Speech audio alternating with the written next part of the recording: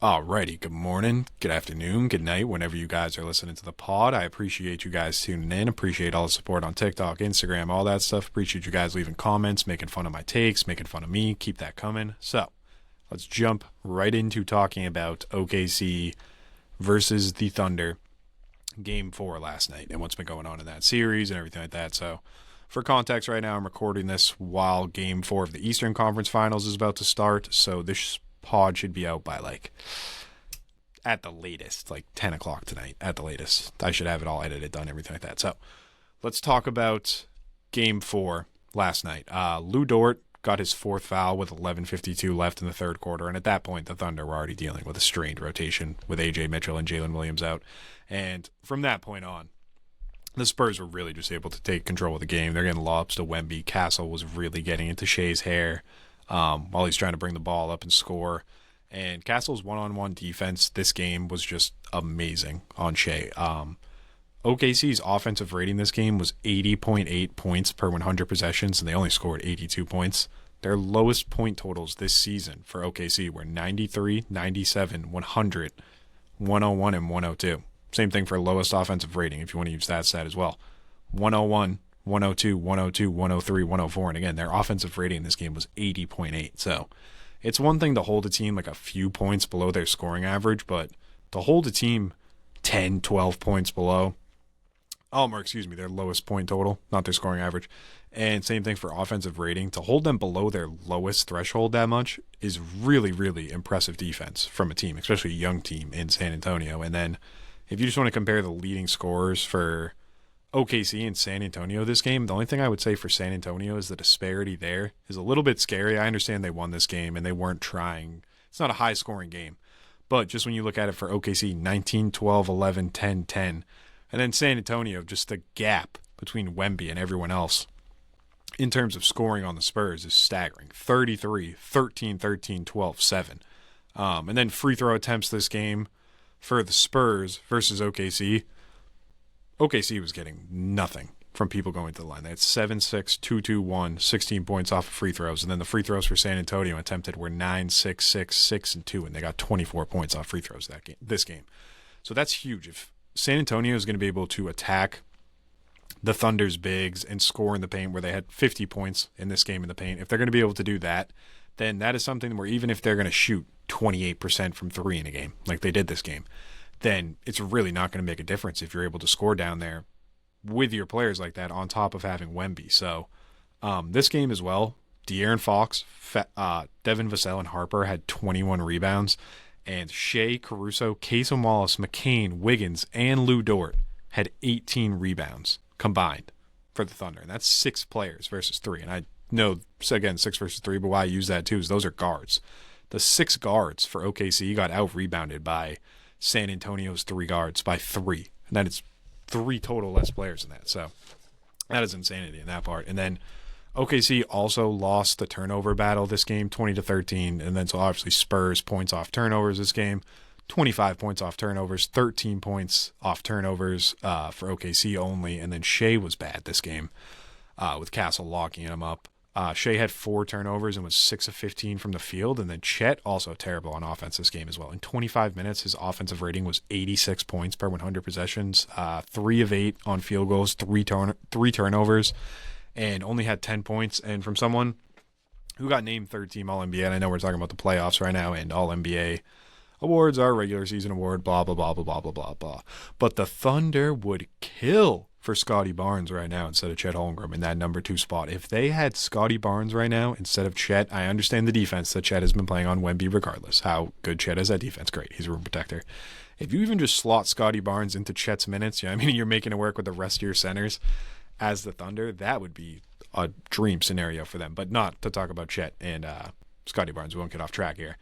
Other players for the Thunder, who were just terrible this game. Jalen Williams, 1 of 7 in 22 minutes from the field, and those were all 3-pointers that he took. Aaron Wiggins, 2-11 from the field, 0 of 4 from 3. McCain, 1 of 10 from the field, 0 of 5 from 3. And Isaiah Joe, 2 of 7 from 3 in 17 minutes. So they were getting nothing from in terms of scoring outside the arc. They shot 17% from 3 as a team this game. And then the plus minus for Wemby, Harper, Castle, and Vassell, and even we'll throw Harrison Barnes in there too because I got him on here too. We'll throw Harrison Barnes in there.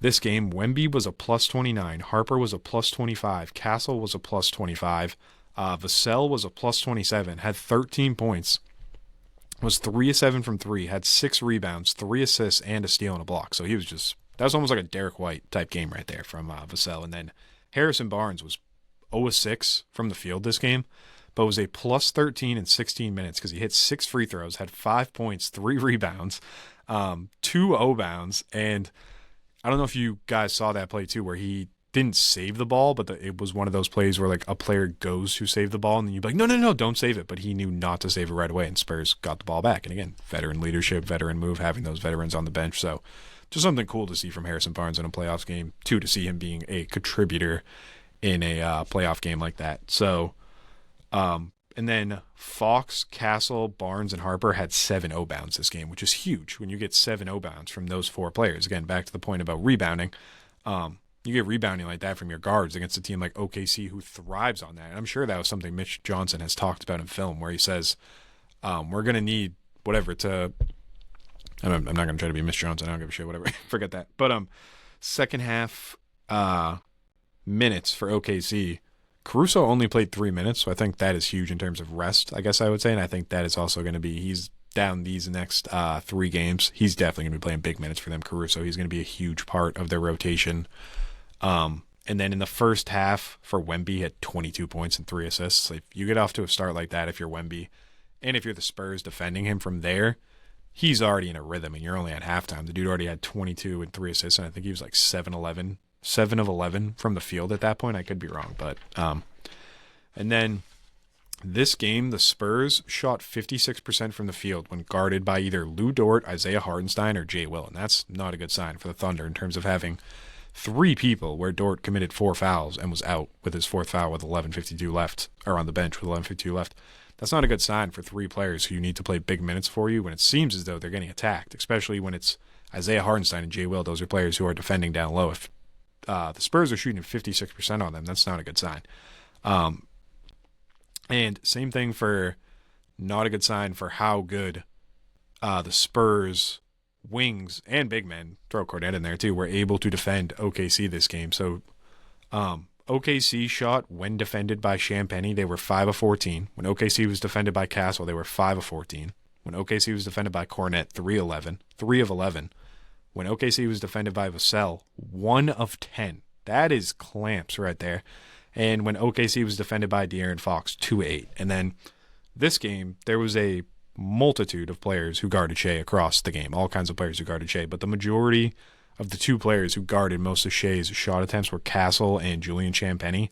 And when guarded by Julian Champagnie, he was 1 of 3 on field goals. Guarded by Castle, 2 of 6 on field goals, which was 3 of 9 from the field when guarded by those 2 players in this game. And then Chet was something that I noticed too. The most minutes that Chet was guarded by anyone last night was Devin Vassell, and he was 0 of 2 when guarded by Vassell. And it wasn't like Chet just wasn't making shots against Vassell. It was more so like Chet wasn't able to get a shot off of Vassell in that time, and the only 2 he did get off, he missed. And I'd have to go back and look at the tape to see what the exact shots looked like. But and then going into some series stats now for OKC versus Spurs series. So Shea, if you look at just like the normal box score stats, he's averaging 24 points and 10 assists per game and only has 11 turnovers in 4 games.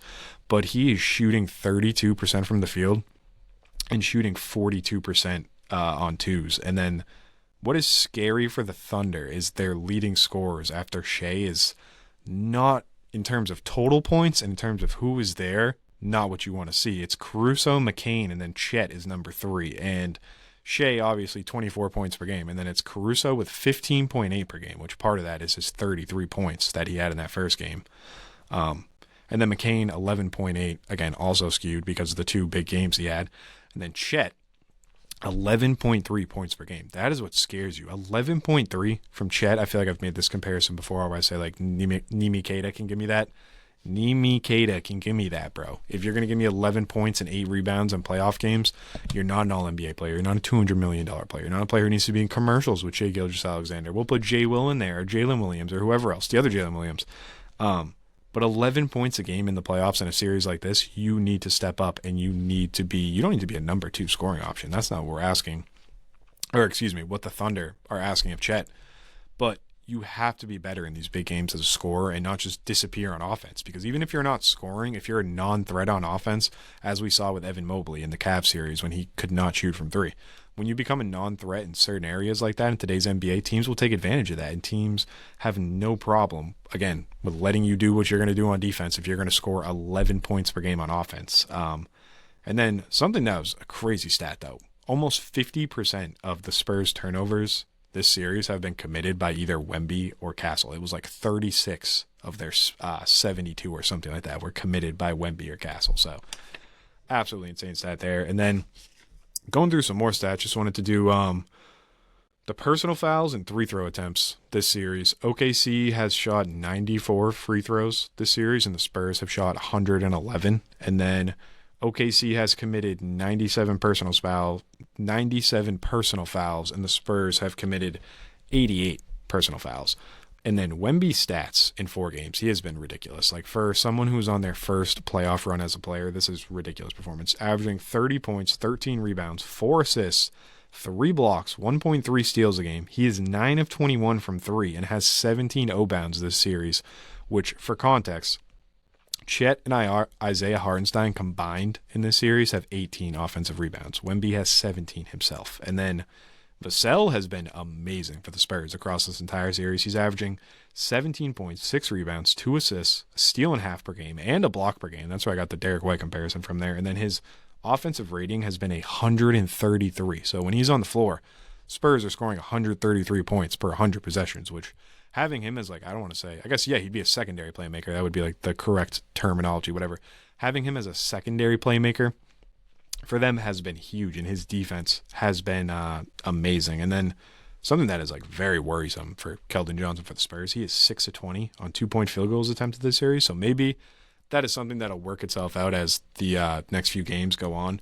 But just something to not be note of, but just something that I've noticed too. He hasn't really been making his 2s, and any shots that he does make, they're more just like corner 3s. So, and then OKC's assists per game versus the Spurs assists per game. So Shea, like we talked about, is at 10 assists per game. And then the drop off from there is ridiculous. Isaiah Hartenstein is second, 3 assists per game. AJ Mitchell's third, 2.7 assists per game. Case and Wallace, 2.3 assists per game. Versus the Spurs, their assists per game distribution. Stephon Castle. Stephon Castle, 8 assists per game. Wemby, 5.5, and then 4.3, 3.3, and 2.0 assists per game from the Spurs. When you go down their assists per game leaders in this series, and it's just showing me how much of the playmaking responsibility has been put on Shea by the Thunder, obviously due to how much of a playmaker Jalen Williams is when he's there and how they work together as a scoring and playmaking duo.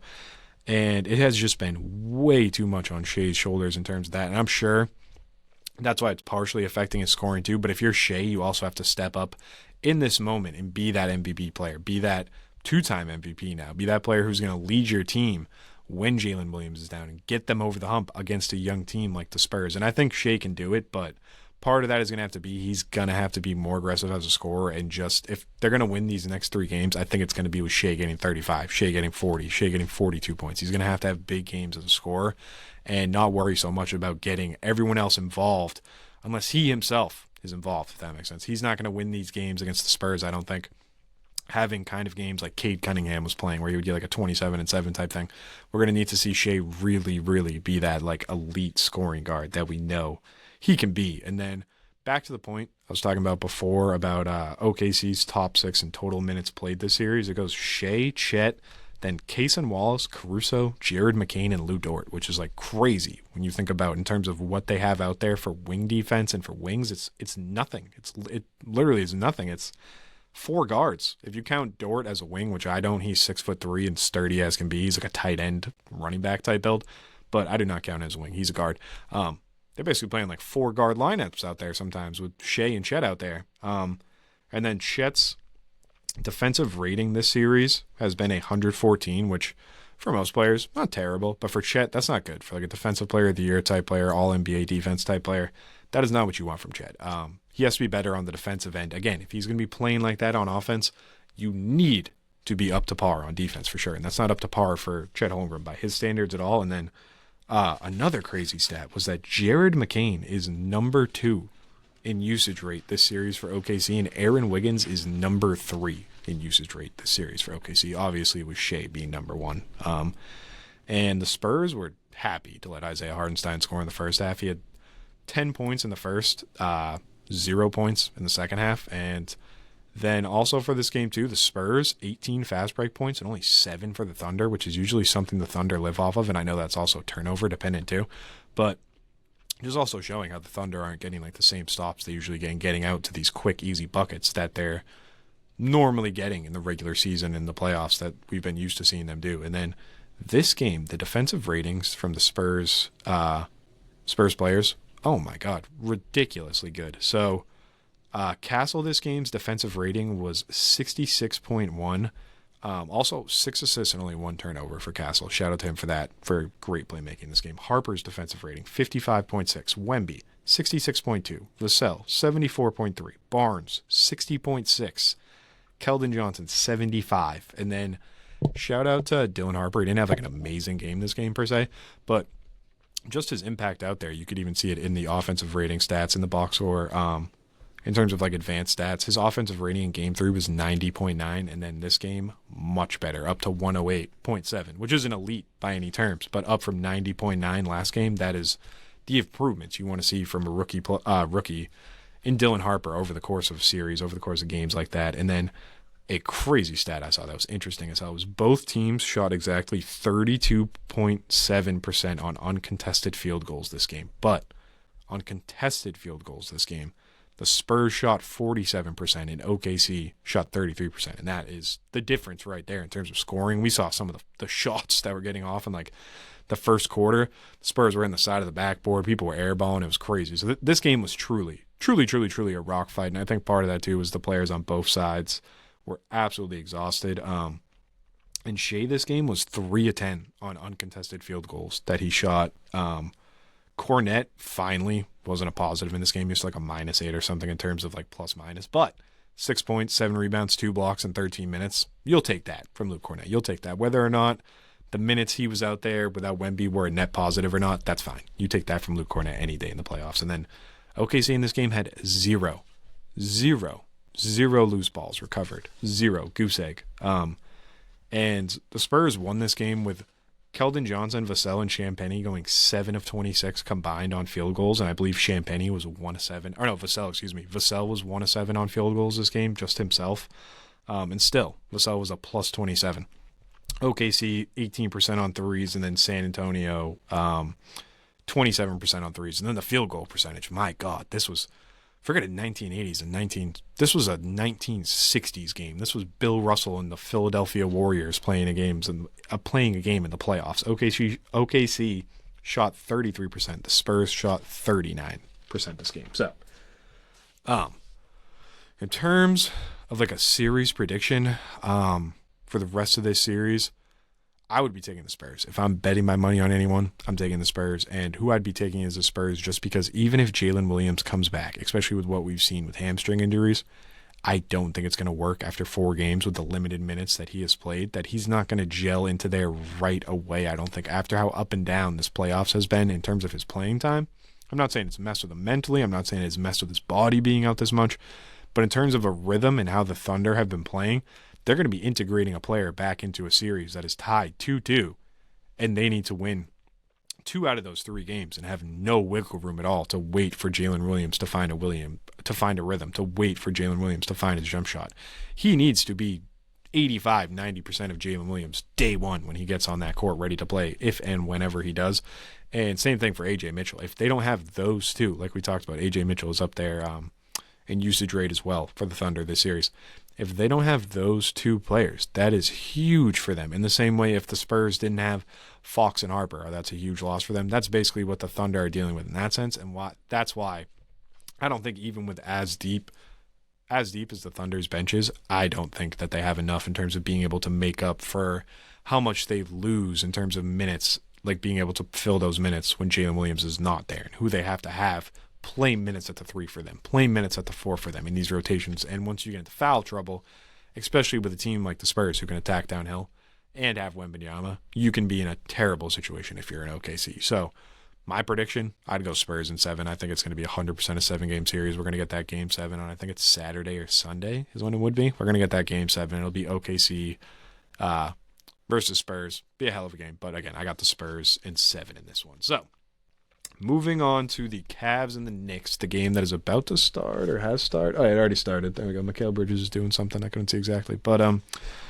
so in game 3, last game, Strus was 4 of 11 from 3, and in this series, game 2, 1 of 4 from 3, and then game 1, 2 of 6 from 3, and overall he's 28% from 3 in this series. And then the fouls have been a problem for him too. 5 fouls, 6 fouls, and 5 fouls in the 3 games played so far. So not ideal for Max Strus, and definitely a part of the losing formula. And there's been a few games this series where I'd have to look at the exact defensive field goals field goals made on him, but he had games where it was like 8 of 13 on him, 9 of 14 on him, just absolutely attacking Max Strus, not even giving them a shot on defense if you're the Cavaliers.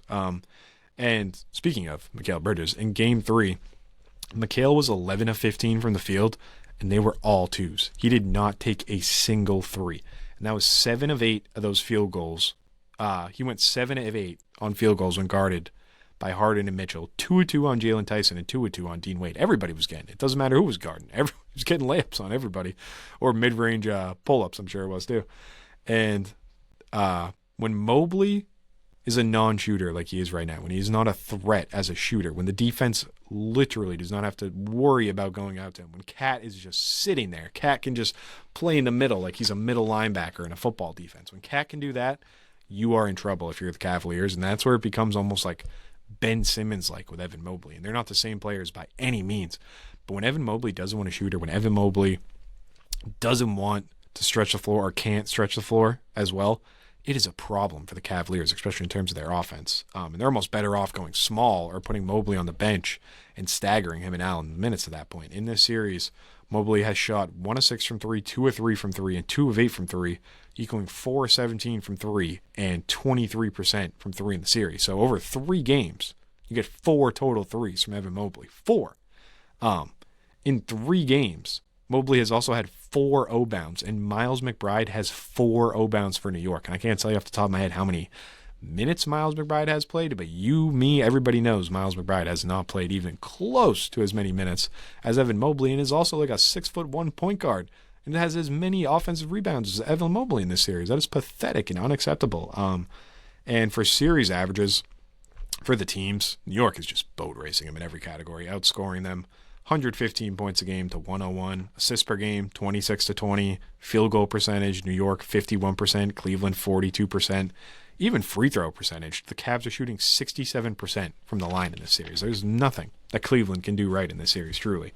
And then inside the three-point line, so in that little mid-range area, like when you're looking on a shot chart, New York this series is 22 of 43, shooting 51%. Cleveland, 12 of 35, shooting 34%. And I'm not saying like, oh, what if you had Darius Garland? That's not what I mean when I say this, but those are the shots that Darius Garland used to hit right there, right in the middle of the defense. And unfortunately, those are the shots that Harden does not hit in the playoffs anymore, where he does not get into the teeth of the defense anymore in the playoffs and isn't attacking and able to dump it off like we saw he was once able to do. Obviously, abysmal on defense this series, but his passing this series was terrible too. Absolutely terrible. I think he was at 3 assists per game this series, maybe. I believe it was. Yeah, 3 assists per game.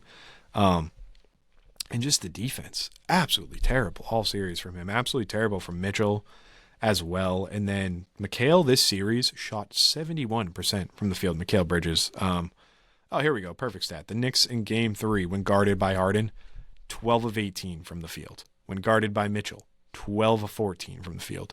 24 of 32 from the field for 35%. I mean, it's 75%. 75% from the field when guarded by Harden and Mitchell this game. That is, forget Olay defense. That's not even Olay. That's the best. I think the record in a season for field goal percentage is like 71. You let that up in a single game, and that's not even against big men. You're playing against guards and wings if you're Harden and Mitchell, who you're defending on the perimeter. And I'll give props to Mobley, Allen, and Strus on defense from this specific game, from game 3. The Knicks, when guarded by Mobley, Allen, and Strus, were 15 to 35 and shot only 42%. So that's the difference right there in terms of all those points the Knicks are getting. Is Harden and Mitchell are just letting everybody go by them and score. And then the playmaking, again, for the Cavs this series, atrocious. Josh Hart is averaging 5.3 assists per game in this series and only 2.3 turnovers per game. James Harden and Donovan Mitchell combined are averaging 6 assists per game in this series. Josh Hart almost has as many on his own per game. And on top of that, they are averaging per game 7.3 turnovers combined per game this series, which is that's 30% of a team's turnovers in a game where you're going to probably lose that game if you get 20 turnovers. And Jared Allen this series, not what I want to see at him either. I don't know if part of that is because he needs to be in an offense that has a floor spacer and part of a defense that has someone that's almost not a redundant rim protector like him and Mobley are together. And I know it's a great combo, but I almost feel like, again, Jared Allen would be better if him and Mobley were not playing together. I don't feel like the way they play fits well together. Jared Allen can make not the same passes Evan Mobley can make, but he can work in the dribble handoff and make a lot of the passes that Evan Mobley can make. And the defensive rating for Jared Allen this series has been 119, which is not good. 119 points per 100 possessions is not going to cut it. And then just overall his net rating minus 14.7. So I don't think that's Jared Allen's fault, truly. I think that's more a reflection of the lineups and how well he doesn't fit in to these lineups with Mobley. But just something needs to be done in Cleveland for sure this offseason. They're not going to stay with what they got in terms of the full roster. I don't know if it means trading Mitchell. I don't know what goes on with Harden. I don't know what happens with that. But in terms of where this team is going, this series really showed not just the limitations of Mitchell. That's not fair to say to Mitchell. We know what Harden is in terms of what Harden's limitations are on defense, as a off-the-catch shooter, everything. We know that. But what Mobley has shown us as throughout his playoff career has not been anything from the first day he got in the playoffs to now. This has been the trajectory of Evan Mobley. Just straight like this. It doesn't really go up or down. Just kind of right there. I mean, not really going up, not really going down.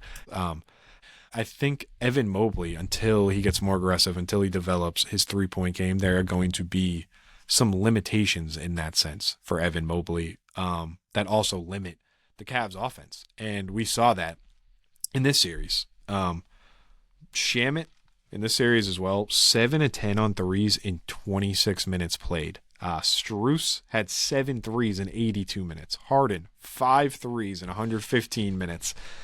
Sam Merrill, 5 threes in 75 minutes. Landry Shamet, 7 in 26 minutes. That's an all-time stat right there. Shout out to Landry Shamet. Brunson. That's what I want to talk about, is Brunson's stat this series too. I haven't done the comparison yet for like playoff stats for guards, all that, yada, yada, yada. But I'm sure it's one of the all-time ones for Brunson. But even just this series, 29 points a game, 8.7 assists, 1.3 steals per game. He has 10 total turnovers in 3 games. Only 10. That's as like the number one primary ball handler besides Hart and when Cat and McHale have been operating a bit, obviously, as for the Knicks. And then on 2-point field goals this series, Brunson has shot 30 of 47. And that's like, I didn't do the math for some reason, so I don't know it off the top of my head, but that's like 65%, 66% or something like that from the field on twos, which is ridiculous for a guard. You rarely see big men average that in the playoffs. And then, let me see, I had a couple more things here. Oh, yeah, that's what it was. In this series, Harden, Mitchell, and Mobley had 36 total turnovers combined. The Cavs had 47 turnovers as a team. So those 3 alone committed 76% of the turnovers for Cleveland this series. 76%. That's 3 players of a 10-man rotation. That's insane. And then Cleveland in the series, 60 assists. New York, 79 assists. Back to what I was talking about with Harden in this series, averaged 17 points a game, 5 rebounds, 3 assists per game, 4 turnovers per game. And his shooting splits were 41, 22% from 3, and 75% from the free throw line. So not ideal, even with the whatever it is. We're bringing Harden in to take Garland out, and here's the addition by subtraction, yada, yada, yada. Did not go well. My prediction did not go well for how they were going to gel, and maybe part of that is the Knicks are a juggernaut. Who knows? But either way, this current version of the Cavaliers, Not going to work. Did not work. And they just got to make some moves to tweak for sure. And I don't know what those moves will be, but just what they thought the fit would be and how it worked did not play out in real time, how they thought it would play out on paper. And then two last things that I wanted to talk about before we wrap up this pod and I get to watching the rest of Game 4, New York and Cleveland. The Knicks offensive ratings this series. Shamit's offensive rating, 156. OG, 143. And McHale, 133. All that per 100 possessions, obviously. And then the defensive rating for New York. Hart, 100 points per 100 possessions. McHale, 100. Cat, 104. And OG, 105. So, obviously, this series is a wrap. There's no way that Cleveland is coming back against the Knicks. But I think anyone saying whoever the Knicks play in the Western Conference Finals, like, oh, whoever wins the West is going to win the Finals, that is crap. That is a load of crap, a load of poo-poo, a load of name the word. I don't want to swear because I don't want to get demonetized on YouTube, wherever else. That is just crap. Whoever the Knicks play in the Western Conference, in the NBA Finals, it is going to be an amazing series. And the Knicks at full health are going to give them hell and be able to throw so many things at them with the way they've gelled to play out this playoffs, the ups and downs they've had this season, everything they've been through as a team. This is a battle-tested team by this point. Not in terms of the series they've really played in the playoffs, but that is because they have been a juggernaut and a wrecking ball. Everything I thought the Celtics were going to be in terms of offensive output in the playoffs, that has been the Knicks. And the defense being as good as it has been has just been the cherry on top for the Knicks as well. And bringing in Mike Brown, having someone who doesn't coach in the same way as Thibodeau is and is not afraid to have Brunson and Cat out there and not having the same problems we had last playoffs where Brunson and Cat weren't able to play together. So that'll wrap it up for this one. Obviously, once the finals get decided, I'll do a finals prediction, do a finals preview, all that. So thank you guys for listening. Thank you guys for following on Instagram, TikTok, YouTube, wherever else you follow. The @ is @FromTheBenchBasketball, spelt exactly like how it sounds. So again, thank you guys for listening. Have a good night, good afternoon, good morning, wherever you are, whenever you're listening, and I'll talk to you guys soon.